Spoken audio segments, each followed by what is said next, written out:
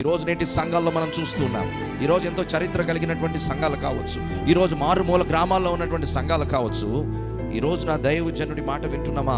దైవజనుడికి లోబడి ఉంటున్నామా? దైవజనుడి మీద ఎదురు తిరుగుబాటు చేస్తున్నామా?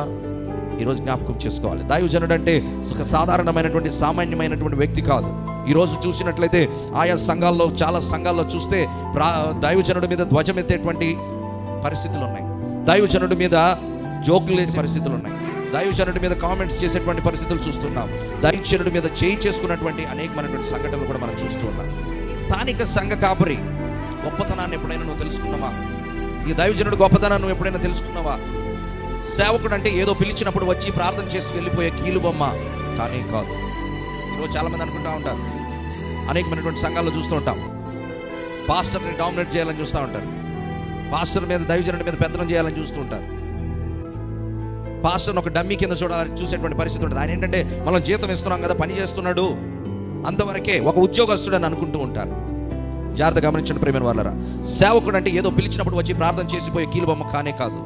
Local department, government department, central department, international డిపార్ట్మెంట్లను చూసి ఉంటారు మీరందరూ కూడా కదా.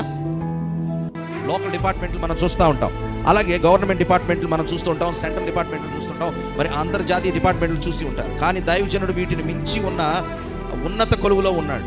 కానీ అదేంటో డిపార్ట్మెంట్ వారికి ఇచ్చిన గౌరవాన్ని కూడా సర్వోన్నతుడైనటువంటి దేవునికి, మరి దేవుని ప్రతినిధికి ఇవ్వలేకపోతున్నాం. దయచేసి మీ సేవకుని గౌరవించడం నేర్చుకోరండి. ఈరోజు ఒక ప్రభుత్వ అధికారి దగ్గరికి వెళితే చాలా భయంగా ఉంటాం. ప్రభుత్వ అధికారులకు మనం మర్యాదనిస్తాం, ప్రభుత్వ అధికారుల ముందు చేతులు కట్టుకుంటాం, ప్రభుత్వ అధికారులకి సాగిలి పడుతూ ఉంటాం. కానీ ఈరోజు ప్రభు దేవునికి మనకి మధ్య ఉన్నటువంటి ఒక ప్రతినిధిగా వచ్చినటువంటి దైవజనుడికి, అనగా దేవుని ప్రతినిధికి గౌరవం ఇవ్వలేకపోతున్నాం. దైవజనుడు అంటే ఎవరు? దేవుని ప్రతినిధి, అనగా దేవుడు మన కొరకు పంపించినటువంటి సేవకుడు అంట.